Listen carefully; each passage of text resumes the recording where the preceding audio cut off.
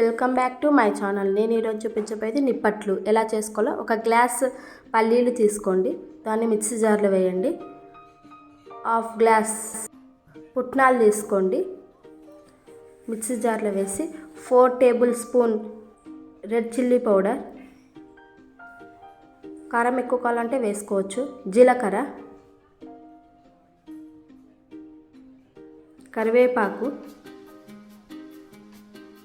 తగినంత ఉప్పు, ఇవన్నీ మిక్సీ జార్లో వేసుకొని మెత్తగా గ్రైండ్ చేసుకోండి. ఒక ప్లేట్లో తీసుకొని ఈ మిశ్రమాన్ని 6 గ్లాసెస్ బియ్యం పిండి, మనమైతే వేరుశనగలు దేంతో తీసుకున్నామో ఆ గ్లాస్తో 6 రైస్ పౌడర్ తీసుకొని బాగా కలపండి. కలిపి ఇలా అంతా మొత్తం కలిసే విధంగా కలుపుకొని ఒక బాండిల్ పెట్టి 4 టేబుల్ స్పూన్ ఆయిల్ వేయండి.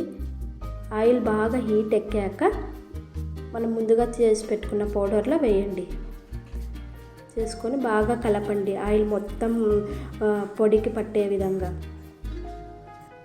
ఇలా ఆయిల్ వేసి మొత్తం కలపండి. కలుపుకున్నాక వాటర్ వేసి పిండిని ఒక ముద్దలాగా చేయండి.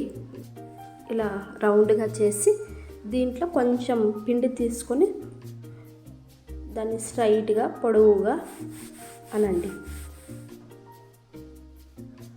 ఇలా అన్నదాన్ని కొంచెం